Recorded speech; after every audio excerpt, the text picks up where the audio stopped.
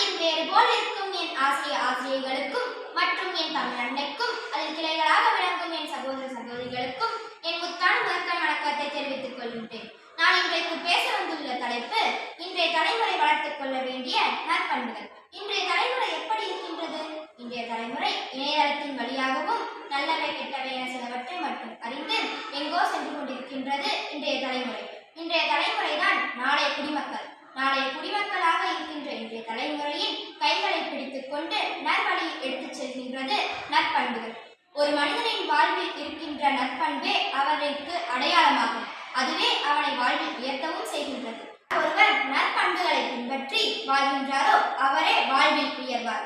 அச்சமின்மை, உள்ள தூய்மை, கர்வமின்மை, வாயின்மையை பின்பற்றுவது என இவை எல்லாம் நற்பண்புகள் ஆகும். இவையே ஒருவரை வாழ்வில் உயர்த்தவும் செய்கின்றது. குணம் நாடி குற்றமும் நாடி அவற்றுள் மிகை நாடி மிக்க குழல் என்று திருவள்ளுவர் கூறியிருக்கின்றார். இதன் பொருள் என்னவென்றால், ஒருவரின் நற்பண்புகளை வைத்தே அவரிடம் இருக்கின்ற நற்பண்புகளை வைத்தே நாம் ஒருவன் நல்லவன் என்று உணரலாம். பொதுவாக அனைவரும் அறிந்த கூற்று ஒன்றை நான் சொல்ல விரும்புகின்றேன். எல்லா குழந்தையும் நல்ல குழந்தைதான் மண்ணில் பிறக்கையிலே, அவன் நல்லவன் ஆவதும் தீயவன் ஆவதும் அன்னை வளர்ப்பினிலே என்று நாம் கேட்டிருக்கின்றோம். இதன் பொருள் என்ன? எல்லா குழந்தையும் மண்ணில் பிறக்கும் போது நல்ல குழந்தைதான். அது கெட்டவனாக மாறுவதும் நல்லவனாக இருப்பதும் அவரவர் அன்னை வளர்ப்பிலே என்று கூறியிருக்கின்றார். அன்னை எப்படி வளர்க்க வேண்டும்? குழந்தையிலிருந்தே நற்பண்புகளை ஊட்டி வளர்க்க வேண்டும் அன்னை. பொதுவாக ஒரு மனிதனின் வாழ்க்கையை ரோஜா செடியுடன் ஒப்பிடலாம்.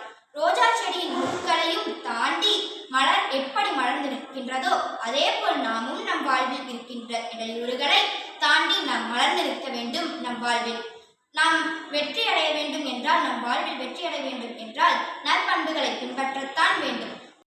ஒரு ஊர்ல ஒரு ராஜா இருந்தார். அவருக்கு ஒரு சந்தேகம், நம் நாட்டுல பண்புகள் நிறைந்த மனிதர்கள் இருக்காங்களா, நற்பண்புகள் நிறைந்த மனிதர்கள் இருக்காங்களா அப்படின்னு அவருக்கு ஒரு சந்தேகம். அதனால அவர் காவலாளியை கூப்பிட்டு இந்த 2 ரொட்டி துண்டுகளை கொடுத்து, ஒரு ரொட்டி துண்டு பெருசா வைரங்கள் நிறைந்ததா இருந்துச்சு, இதை கொண்டு போய் ஊர் மக்கள் கிட்ட 2 பேர்கிட்ட கொடுத்துட்டு நீ அவங்க என்ன செய்யறாங்க அப்படின்னு சொல்லி பார்த்துட்டுவான்னு சொல்லி அனுப்புறாரு.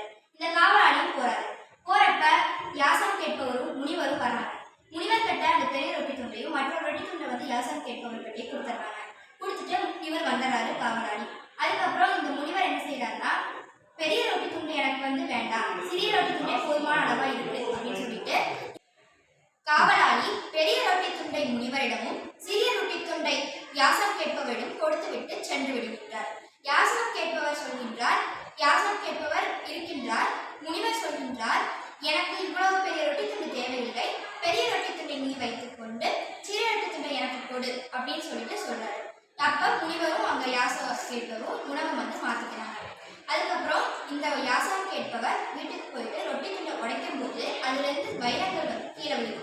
அப்ப நினைக்கிறாரு, முனிவர் தான் இந்த ரொட்டி துண்டை கொடுத்தாரு, அவருக்கு தான் இது சொந்தம் அப்படின்னு சொல்லிட்டு இந்த பெரிய ரொட்டி துண்டை கொண்டு போய் முனிவர்கிட்ட கொடுக்க போறாரு.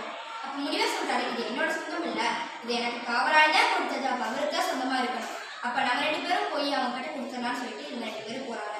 காவலாளி மன்னன் கிட்ட போய் சொல்றாரு, இது எல்லாத்துக்கிட்டே நடந்தது எல்லாத்தையும் சொல்றாரு. இவங்க முனிவரையும் யாசம் கேட்பவரையும் கூட்டிட்டு போயிட்டு அப்போ மன்னன் ரொம்ப ரொம்ப மகிழ்ச்சி அடைகிறாரு. நம்ம நாட்டுல மக்கள் கிட்ட நற்பண்புகள் நிறையவே இருக்கு அப்படின்னு சொல்லி மகிழ்ச்சி அடைகிறாரு. நாம் பிறப்பு ஒரு சம்பவமாக இருக்கலாம், ஆனால் நாம் இறப்பு ஒரு சரித்திரமாக இருக்க வேண்டும். இச்சரித்திரத்தை படைக்க அச்சமின்மை, உள்ள தூய்மை, நேர்மை, நியாயம், ஒழுக்கம் இத்தகைய நற்பண்புகளை இன்றைய தலைமுறையாகிய நாம் வளர்த்து கொண்டு நம் வாழ்வில் முன்னேற வேண்டும். இத்தகைய வாய்ப்பு